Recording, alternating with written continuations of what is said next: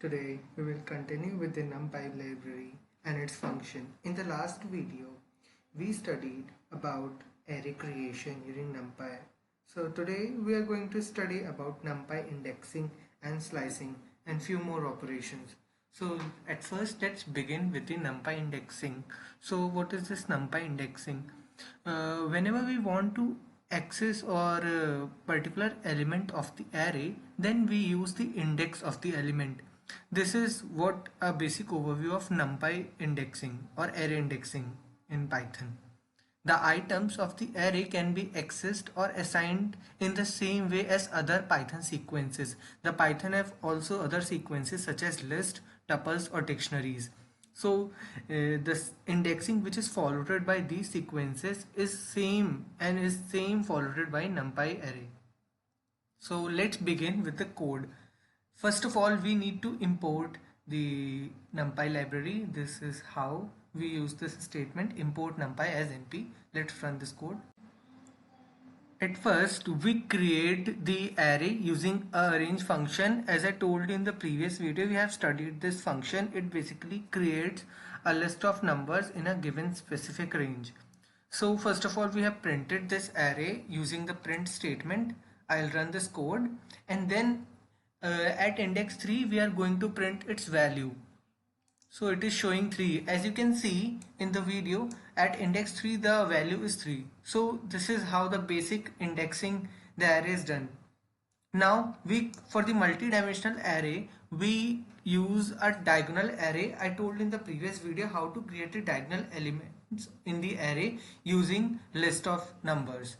So first we create this using diag function, and then at index 2 and 2, which means that the row index is also 2 and the column index is 2.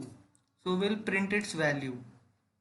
Now we run this code, and this is how it is showing. It is showing the output as 3. As you can see, the index in both row and column starts from 0, so the corresponding output is 3.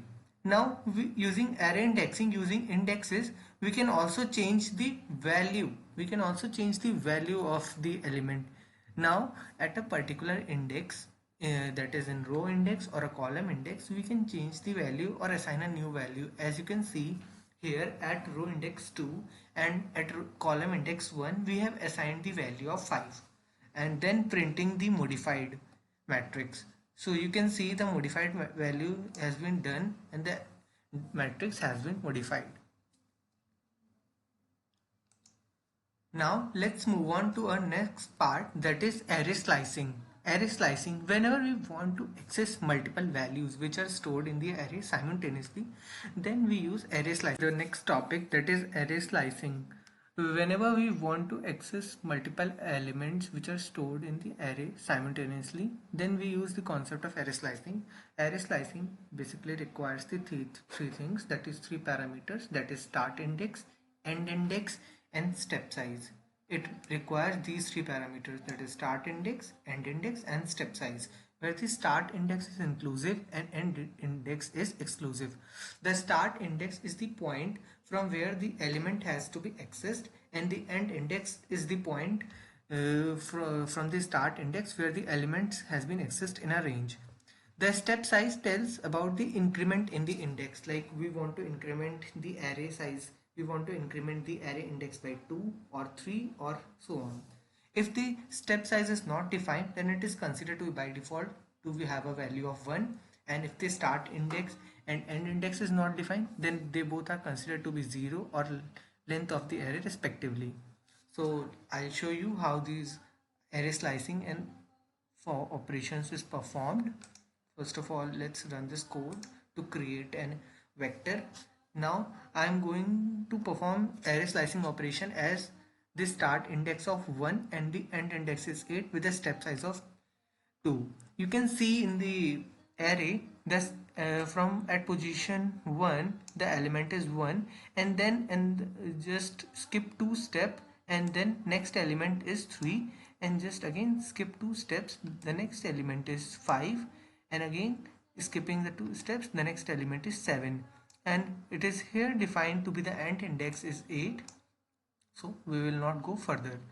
As I told you, if some few parameters are missing, then you can see here the start index is not defined, so it is considered to be by default as 0, or you cannot specify. We need not to specify this. And then end index to be the length of the array, and here the step size is defined to be 8. So on the basis of the description, the output is come out to be. Let's move on to our next topic, that is array copies or views. While executing NumPy functions, we often encounter various situations. In some situations, they return a copy of the input array, while in some they return a view. When the contents are physically stored in the another location, like they are allocated memory space, then it is called as copy. But in another case, when we just get a different view of a same memory content, then it is called as view. So let's see the code for the view, that how this view happens in NumPy.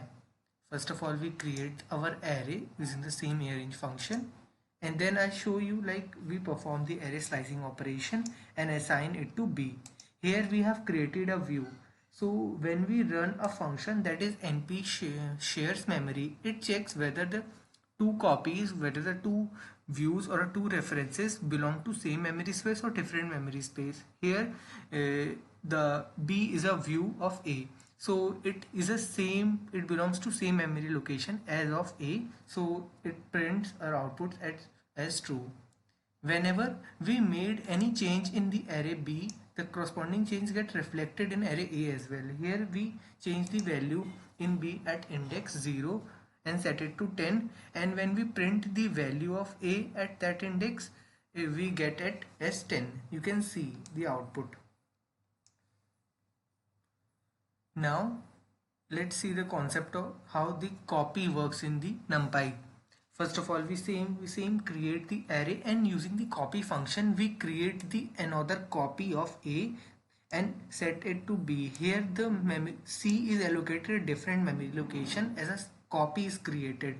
So we again use the shares memory function to check whether they are in the same memory location or different memory location. Here it comes out to be false, which means that they are not sharing the same memory location, they are getting different memory location in the memory space.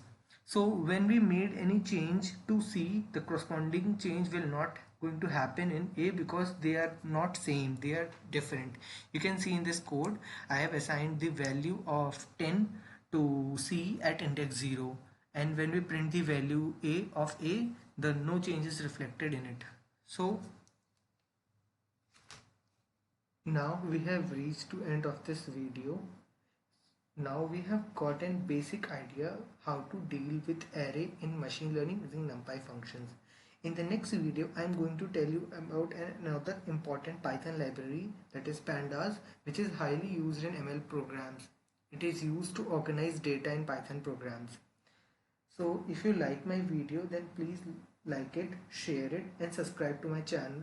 If you have any query, then please drop your query in the comment section. I love to answer them. Thank you.